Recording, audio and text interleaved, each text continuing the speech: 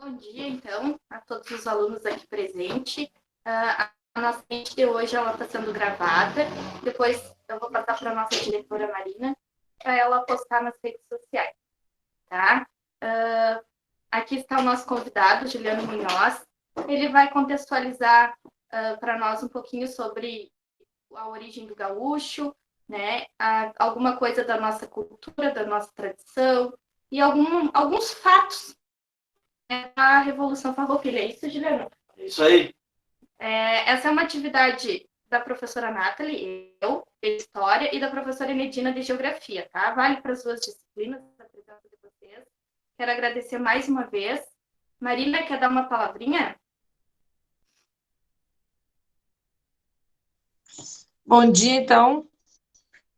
Fiquei bem feliz, temos uns quantos alunos aí. Queria agradecer essa iniciativa de vocês, dizer que a escola só tem a ganhar com iniciativas como essas, né? Professora Nathalie e a professora Medina. Agradecer ao Juliano por dispor deste tempinho, né, do dia dele para falar conosco.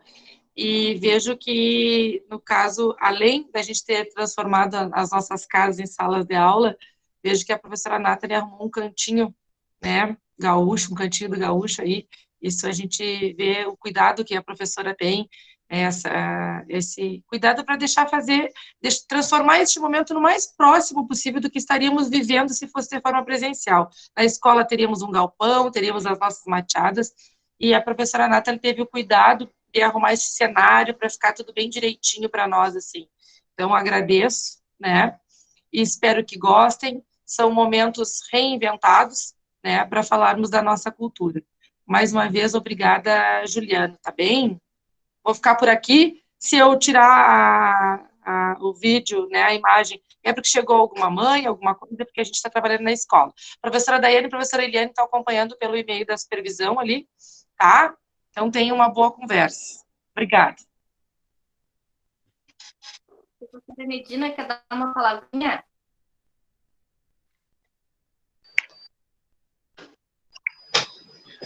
Bom dia para todos, agradecer, né, a participação de todos, e é isso. Então tá, vou dar início aqui. Qualquer coisa vocês podem usar o chat, caso o áudio esteja cortado, ou enfim, tá? Para nos avisar. Eu vou estar monitorando aqui pelo computador, tá? Passo a palavra, então, para darmos início à nossa roda de chimarrão virtual ao Juliano Munhoz. Então tá? Bom dia, gurizada aí, especial para os alunos aí da escola Dr. Cláudio Bucão, aí de Lavras do Sul, tá? Agradecimento aí à diretora Marina, à professora Nathalie, à professora Medina, então, pela essa oportunidade que vocês estão me dando para conversar um pouco com vocês aqui. Meu nome é Juliano, então eu tenho, faço alguns anos, eu trabalho nessa área de contar histórias, de contar causos, de levar as pessoas para visitar os locais onde aconteceram a nossa história, a história do Rio Grande do Sul. E dentro dessas minhas visitas, desses meus estudos, a gente vai contar um pouquinho para vocês dessa origem do gaúcho, de algumas entendimentos, né? Tem várias estudos, várias origens, e eu vou contar uma das mais reconhecidas. Tá? Bueno, para vocês terem ideia, essa região que vocês estão aí em Lavras, aqui em Bagé, toda essa região toda, ela participou ativamente, tá, da construção do que é o gaúcho hoje em dia, do gaúcho, da gaúcha, né? E o gaúcho não é só o homem, né? É a mulher também. Então, o homem e a mulher que deram a formatação do gaúcho. E isso vocês vão ter uma ideia, mais ou menos, lá pelo meado de 1771. Tá? Essa região aqui era habitada só pelos índios, tá? Os índios guenosos e charrus. Eram os índios característicos dessa região. Eles tinham uma característica diferente dos guaranis, que ali das missões e em diante, lá para o resto do país, com outras etnias também, mas eles tinham as características diferentes, até porque o nosso clima é diferente. Aqui no Pampa, e hoje até faz inverno, mas imagine em 1700, quase 300 anos atrás. 300 anos atrás. Era muito mais frio, era muito mais...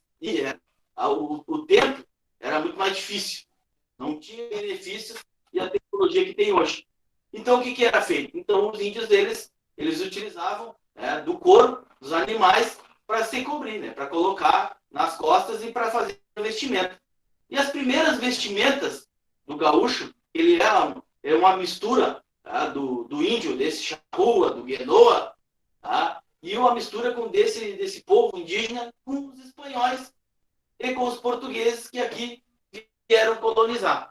Tá? Vieram começar a construir nessa região. Então, uma das primeiras construções que ocorreu nessa região, fica mais ou menos aqui onde eu estou hoje, próxima de Lavras, uns 40 quilômetros, aqui de Bagé, uns 20, 25, ficava o Forte de Santa Tecla. O Forte de Santa Tecla foi uma das primeiras construções realizadas pelos espanhóis. Isso em 1773. Mas o primeiro registro que se tem documentado do nome gaúcho, da expressão gaúcho, gaúcho, utilizada pelos uruguaios, pelos argentinos e gaúchos aqui por nós, foi em 1771. Quando o então intendente, governador da Argentina, ele mandou um documento para Maldonado, uma cidade próxima, na fronteira, para dizer que tinha um pessoal, tinha umas pessoas que estavam transitando, estavam andando pela fronteira, que vinha lá da Uruguaiana e passava aqui por Bagé, ia até o Chuí. E esses homens e mulheres tinham características diferentes. Tá? E no documento dizia que essas pessoas chamadas de gaúchos. Então, foi primeiro documento, um dos primeiros documentos que tinha inscrição gaúcho. Então, a partir daí, claro que ele já existia aqui nessa região, mas documentado mesmo foi um dos primeiros momentos, em 1771. E em 1773, os espanhóis, como eles dominavam aqui o Uruguai, ainda não era Uruguai, e eles dominavam e então queriam avançar o Rio Grande adiantado. Que era da posse dos portugueses. Então, eles construíram esse forte de Santa Tecla. O nome da Santa Tecla. Ele era pentagonal, ele tinha 5 lados. Imagine na cabeça de vocês que ele tinha 5 lados. E ele era construído na sua base de pedra, mas as muralhas, que tinham aproximadamente 3 metros de altura por 2 de largura, eram construídas de barro e esterco, para dar liga, esterco de vaca, como diz o outro, e também a palha, para dar essa construção. Então, por isso que hoje até não existe só a base dessa construção, não existe. Ele tinha um fosso no seu entorno, tinha um buraco, para proteção, e aqui os espanhóis defendiam a fronteira.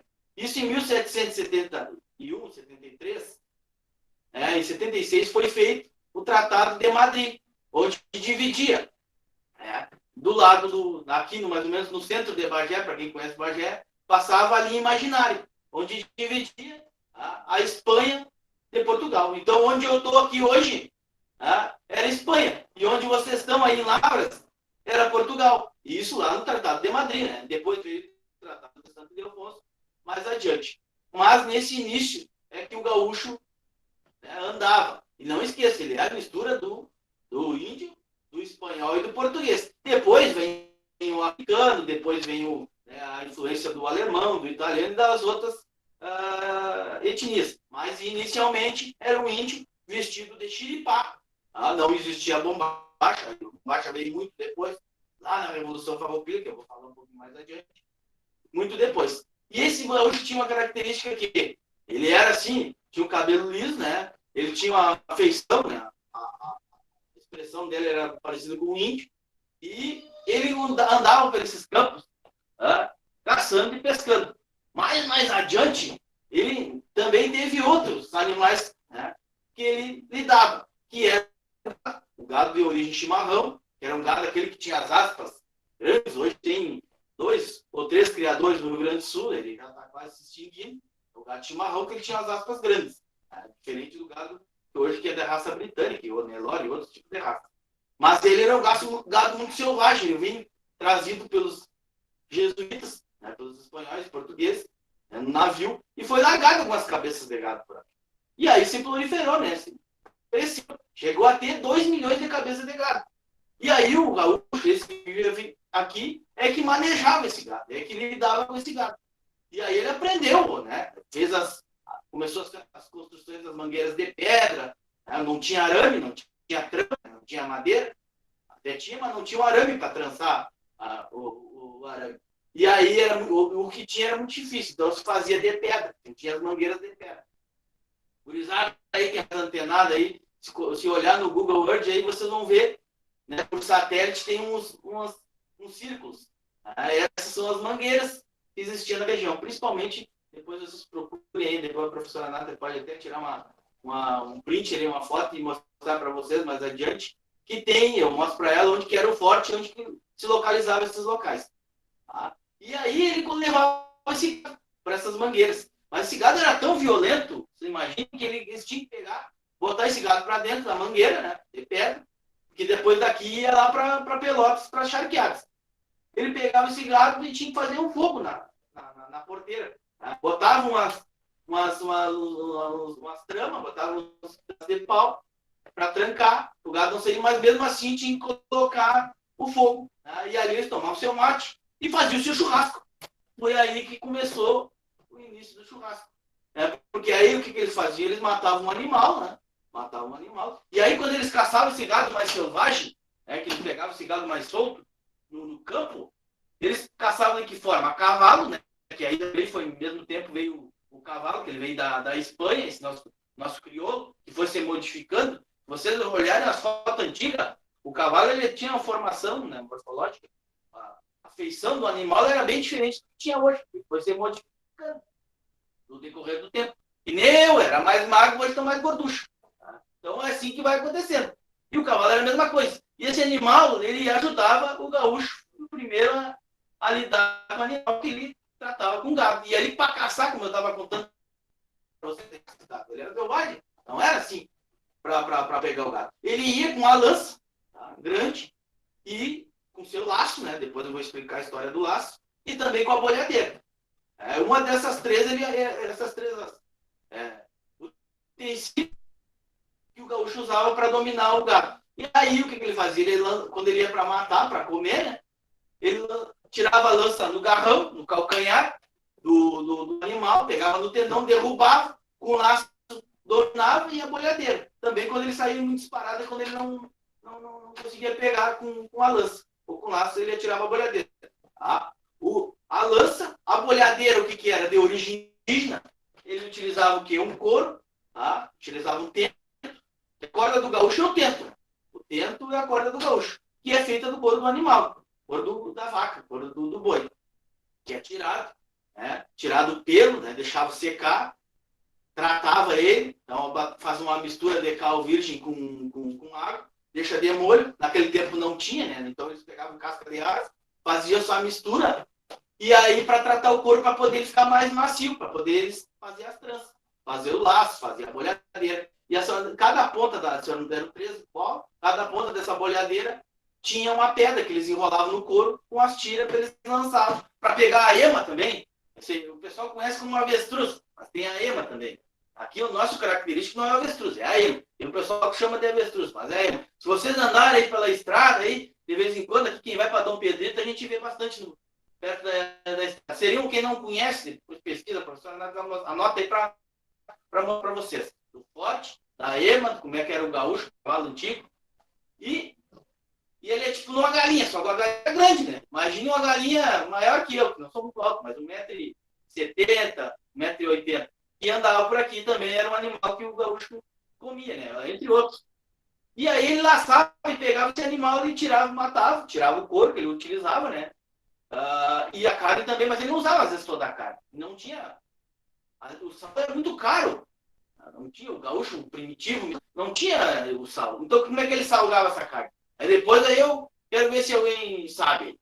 Ele salgava, sabe como?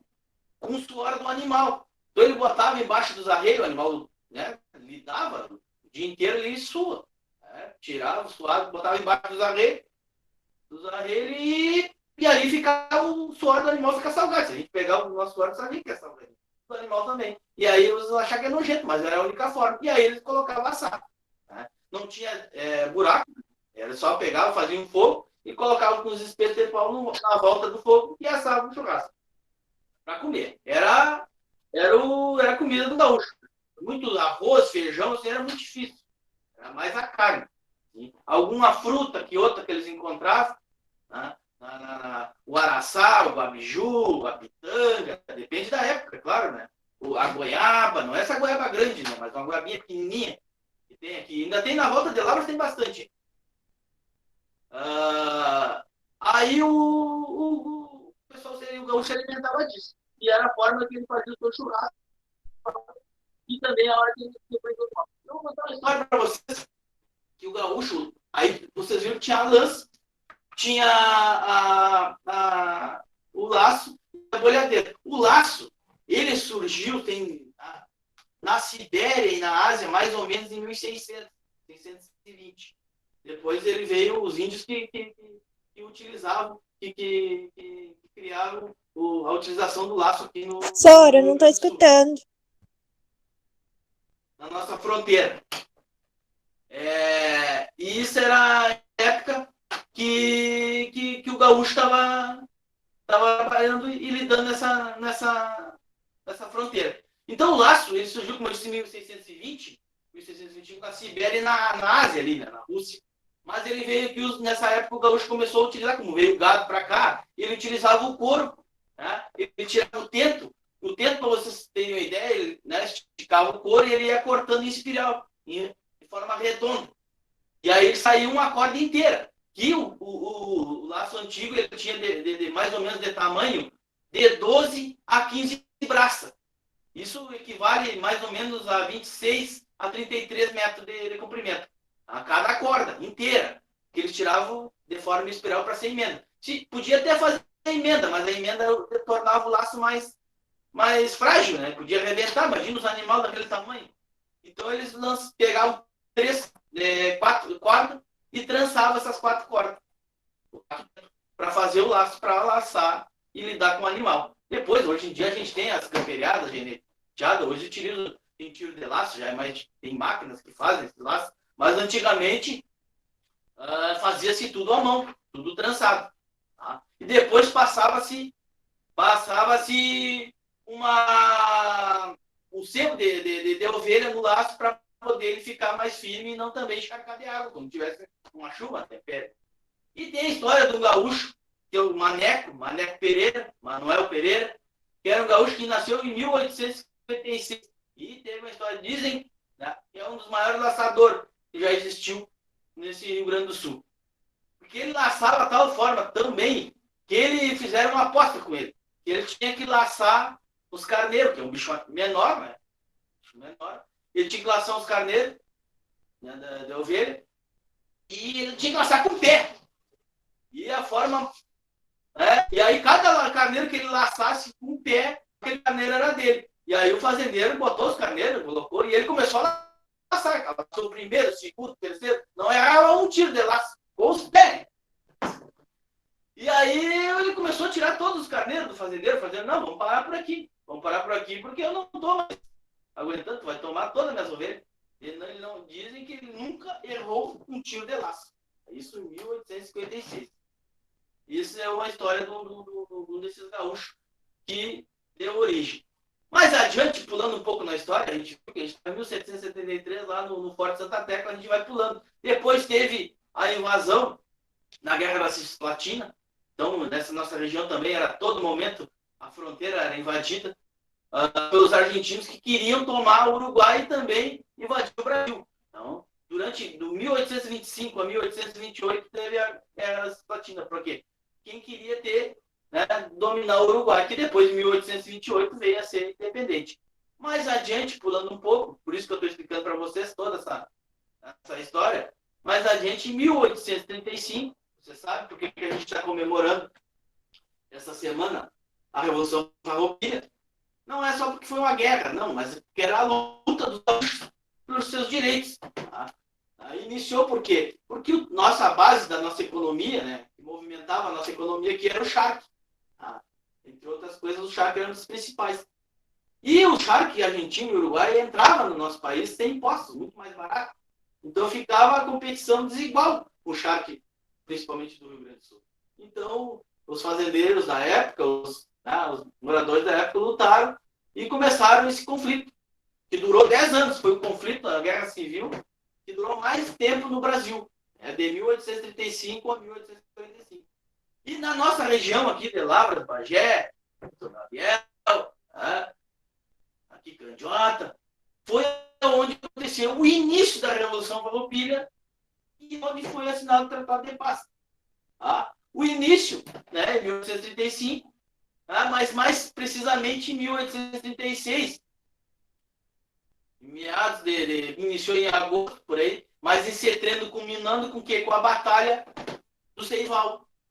Aqui próximo, aqui entre Lavras e Bagé e Candiota, hoje Candiota, naquela época não era tudo Rio Grande, né? Não tinha essa divisão que tem hoje,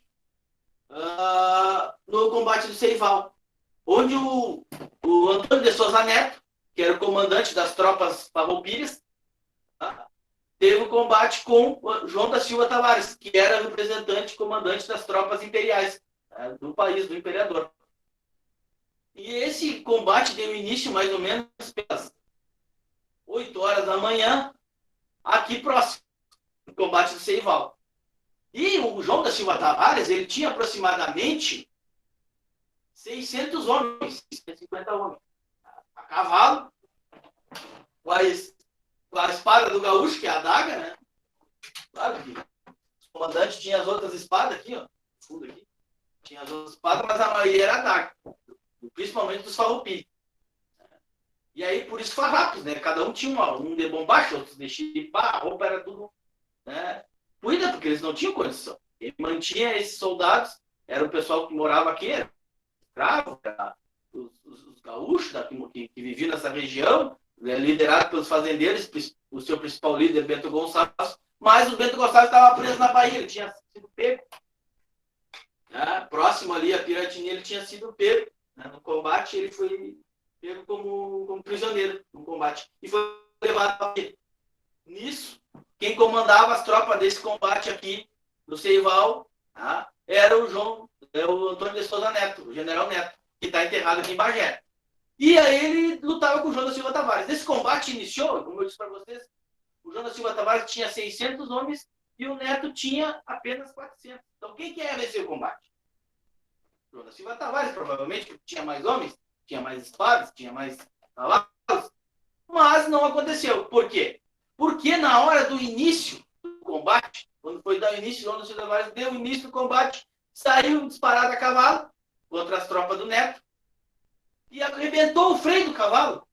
Ele rompeu. E o cavalo disparou para o lado. E a tropa se dividiu. Quando a tropa do João da Silva Tavares se dividiu, porque eles achavam que ele estava fugindo, o Neto aproveitou e entrou no meio da tropa e aí já começou o combate. Isso durou quase o dia inteiro. Mas como esse erro que aconteceu por virtude do rompimento do freio do cavalo, é que aconteceu a vitória do Antônio de Souza Neto. O general Neto venceu o combate Seival. E ele vencendo, pegou como prisioneiro muitos outros, morreram quase 200 homens do lado do João da Silva Tavares, pouco mais de 20 do lado do Neto. E ele pegou de prisioneiro o filho do João da Silva Tavares, que tinha na época 15 anos. A idade mais ou menos de muitos de vocês aí que estão em casa. Muitos de vocês. E aí ele pegou e venceu o combate e proclamou a República Rio-Grandense. Ou seja, nesse dia, o Rio Grande do Sul, pelos Farroupilha, se separou do resto do país. Virou um país independente. Né? Que essa era a ideia. Em virtude daquela opressão que estava sofrendo do problema do charque. E aí proclamou a República Rio-Grandense. E esse foi um dos principais fatos da Revolução Farroupilha. E aconteceu aqui na região de vocês, na nossa região. Viu a importância do nosso fato. A partir daí se decorreu vários combates. Teve outro mais próximo aqui, que é o combate dos Porongos. Eu, particularmente, acho que foi um massacre, né? Porque o Davi Canabarro, que estava liderando a tropa, que era quem chefiava os lanceiros negros, que eram negros, lanceiros porque eles estavam com lança. E eles tinham uma tática de guerrilha. Eles corriam e se escondiam, atacavam, porque eles conheciam toda essa região. Desde lá da Piratini, passando por lá, Bagé, até Livramento, eles conheciam. Tinham várias grutas, galera. Alguns de vocês devem até conhecer. Onde eles se escondiam e atacavam. Só que eles ficaram ali próximo onde é Pinheiro Machado hoje, botaram eles num buraco. Hoje ainda tem o monumento. Botaram eles num buraco e desarmaram eles. E aí, eles foram atacados pelos imperiais. E não tiveram como se defender. Foi quase dizimado. Escapou uma meia dúzia. E aí, nesse dos combates, que para mim não é combate, é um massacre, né? Foi o outro bastante importante. Teve a tentativa dos farroupilhas de invadir, a partir de isso em 35, a partir de Guaíba, invadir através de navios, pequenos navios, embarcações, invadir Porto Alegre, mas eles nunca conseguiram, os farroupilhas nunca conseguiram entrar em Porto Alegre. Mas aqui se ocorreu praticamente toda a principal parte da Revolução ocorreu nessa região de vocês, por visto a importância. A primeira capital farroupilha foi Piratini, depois passou para Caçapava. Caçapava, quando era capital, Lavras fazia parte de Caçapava nessa época. Muito depois que foi ser criado o município de Lavras, existia moradores, tudo, mas pertencia a Caçapava. Depois, em 41 a 42, ele ficou, não é oficial, né? Ficou um tempo aqui em Bagé. Por que eles iam fugindo? Porque os imperiais vinham atacando eles e vinham mudando a sua capital. Até a última capital, Farroupilha, que foi Alegrete. E aí, passando no final de 44, 1844, eles começaram os tratados da negociação. Quem chefiou a negociação foi o Duque de Caxias, pelo Império. Ele veio do Rio de Janeiro, ele era conhecido e famoso por conseguir pacificar e vencer. Ele nunca tinha perdido uma batalha, não precisou ter essa batalha, graças a Deus, mas ele veio aqui negociar, aqui onde hoje é essa região de vocês, nossa, de Bagé, Lavras, Dom Pedrito. E aí ele pegou e foi o quê? Aqui ficou, no entorno de Bagé, ficou os Farroupilha, ali próximo a Dom Pedrito, Lavras, que é vizinha ali, né, do distrito de São Sebastião, ficou os imperiais, e eles negociaram, e em 45, meados de fevereiro de 45, eles conseguiram negociar essa paz, que é o Tratado do Ponche Verde. E aí foi ali, hoje é Dom Pedrito, foi assinado o Tratado de Paz do Ponche Verde, onde acabou a Revolução. Muitos dos revolucionários ficaram muito chateados, porque das lutas, além do charque, do imposto, também era a questão da abolição da escravidão. Nossa região aqui aboliu a escravidão quase 4 anos antes do resto do país, 1884. A abolição da escravidão ocorreu em 1888 em todo o país oficialmente.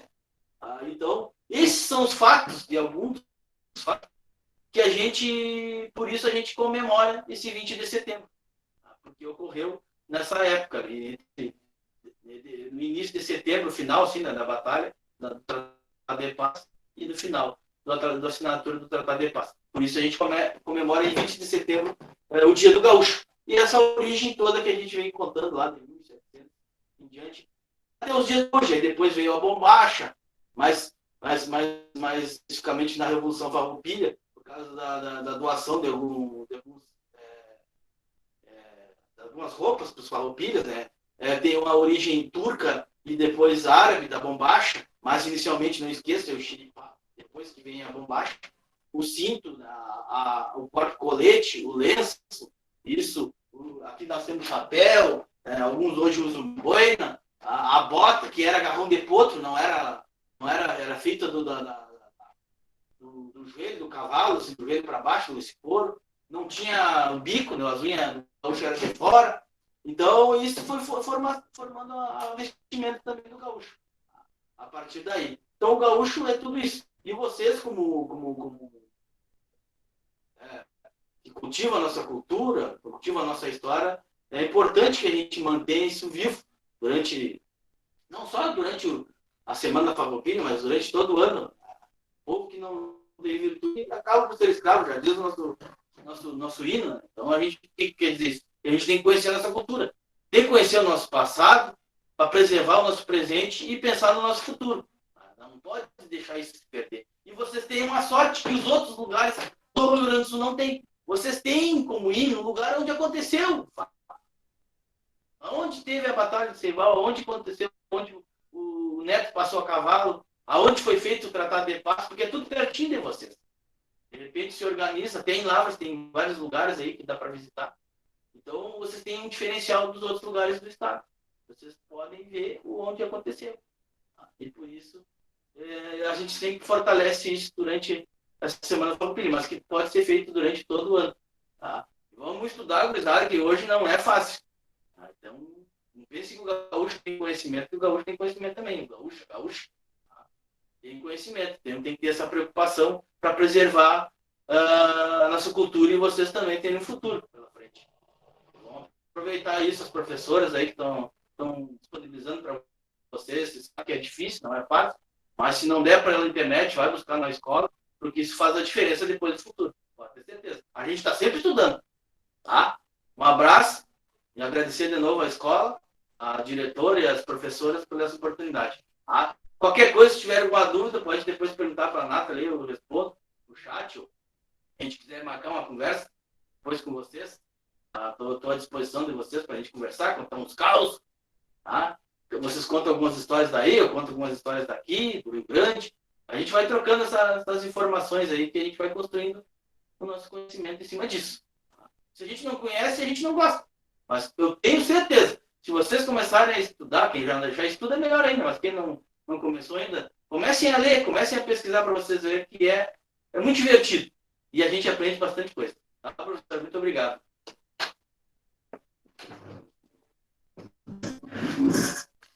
Então tá.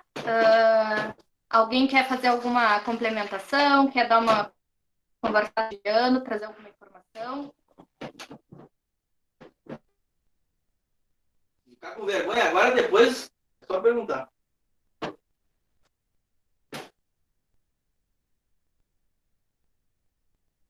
Se vocês quiserem marcar um dia aí com as professoras, depois que mudar essa pandemia aí, para nós visitar os lugares, e eu mostrar para vocês onde aconteceu mesmo, dá para nós se organizar. Tá? Uma coisa eu contar para vocês, depois eu vou ter onde aconteceu mesmo o fato.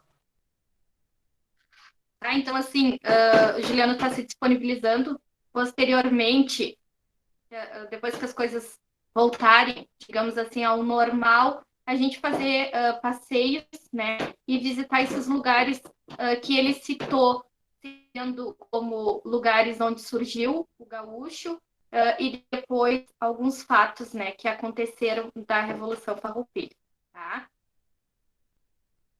Professora Marina, quer dar mais uma palavrinha? Sim, sim.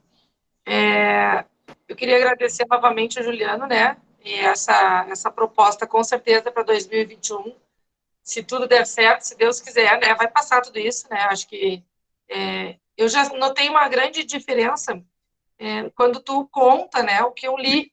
E a gente lê, estuda, e no momento que tu conta é diferente, né? A gente escuta de uma outra maneira, assim, fica mais claro, assim, quando alguém apresenta um tema lido de uma forma contextualizada, assim, bem tranquila. Eu gostei bastante, assim, aprendi algumas coisas que eu não sabia, alguns detalhes que às vezes os livros tradicionais não trazem, né, não contam pra gente. Então, queria te agradecer por este momento. E espero que os alunos tenham aproveitado, porque, como o Juliano falou, e sei que todas as professoras falam sempre, então não custa repetir, né? Sem estudo não tem muito o que fazer, né? Ele faz parte do desenvolvimento do ser humano, a gente precisa estudar, e se temos esta oportunidade agora, então que façamos agora, né? Então, vamos deixar essa proposta de pé para o ano que vem, se Deus quiser, para fazermos esses passeios. Então, ver, né, onde tudo aconteceu, isso vai ser muito bom. Tá? Muito obrigada, Nathalie, obrigada, Nedina, obrigada aos alunos que participaram hoje conosco, tá? E agradecer ao Juliano mais uma vez, tá bem?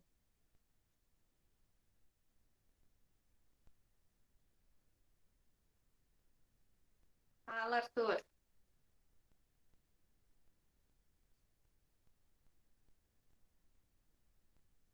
microfone está desligado, Arthur. Não, professor, não vou falar nada, professor. Só peguei meu celular aqui. Tá bem, então. Achei que tu quisesse falar alguma coisa. Tá bem?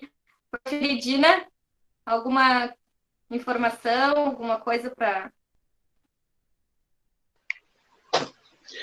Não, é só agradecimento, Juliano, agradecer o convite para participar junto, foi bem interessante, agradecer os alunos, né? E é isso, agradecer a presença Marina também, as outras professoras, e é isso, que tenham todos um bom dia. Então tá. Vou me despedindo, então, de vocês por aqui também. Espero que tenham gostado e que a gente possa fazer mais encontros, né? De forma virtual, por enquanto, e mais tarde a gente poder fazer na forma presencial, fazer essas visitas e, enfim, conhecer de fato as nossas origens, né? E valorizar o nosso patrimônio histórico. Tá? Então, é isso. Um abraço para vocês. Até! Tchau, professora. Tchau, Sora. Tchau, Sora.